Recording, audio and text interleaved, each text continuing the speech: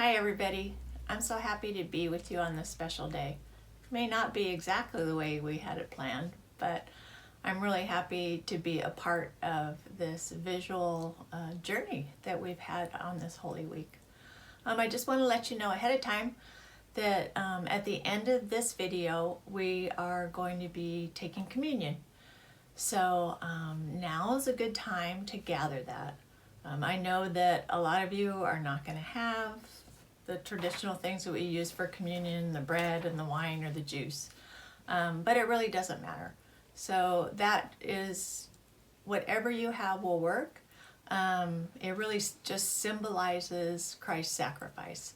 So gather what you can, whether it be a cracker, tortilla, water, whatever it is, it's fine. Just remember it's just a symbolization. So now's a good time to put me on pause, go gather that, and then we'll be right back.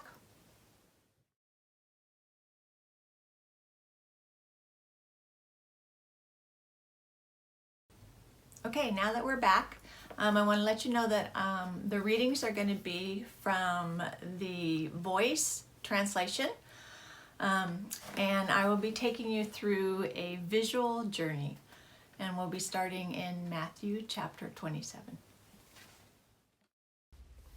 Eventually, the chief priests and the elders looked around and saw that it was morning. They convened a council meeting whose sole purpose was to hand down Jesus' death sentence. They tied Jesus up and took him away and handed him over to the governor of Judah, a man called Pilate.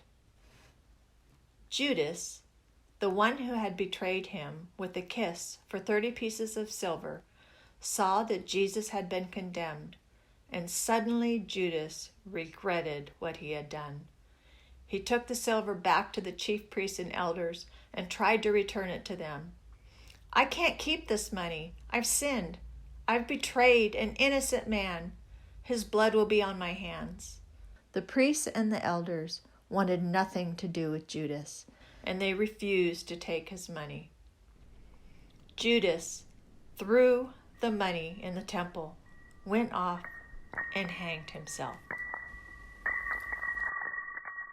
The governor's soldiers took Jesus into a great hall, gathered a great crowd, and stripped Jesus of his clothes, draping him with a bold scarlet cloak, the kind that the soldiers sometimes wore.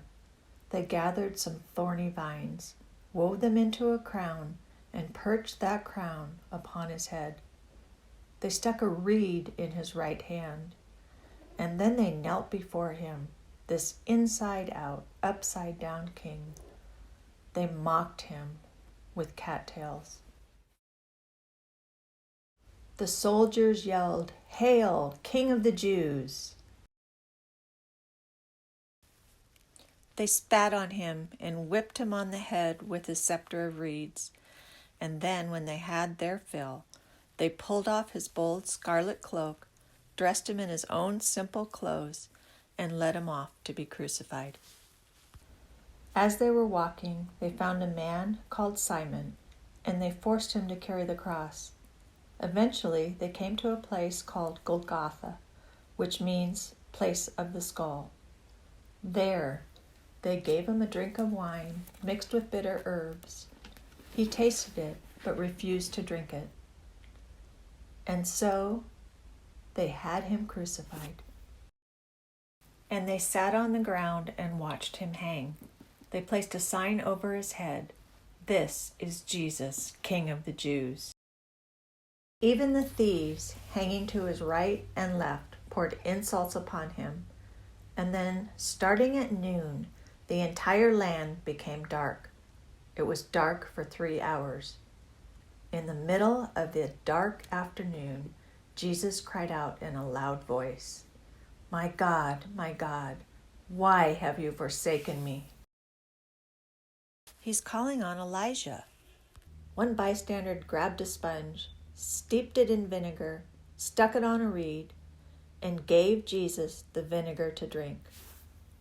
We'll see if Elijah is coming to get him and rescue him."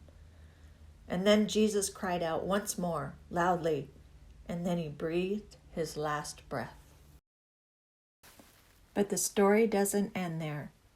Jesus says, I am making all things new. John 3:16 says, For God so loved the world that he gave his only begotten Son, that whoever believes in him should not perish, but have everlasting life. Revelation 21:6-7. And he said to me, It is done. I am the Alpha and the Omega, the beginning and the end. I will give of the fountain of the water of life freely to him who thirsts. He who overcomes shall inherit all things, and I will be his God, and he shall be my son. John 1:12.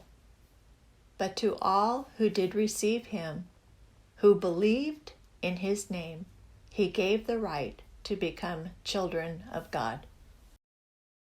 Now take this time with your family to thank Christ for what he has done for you.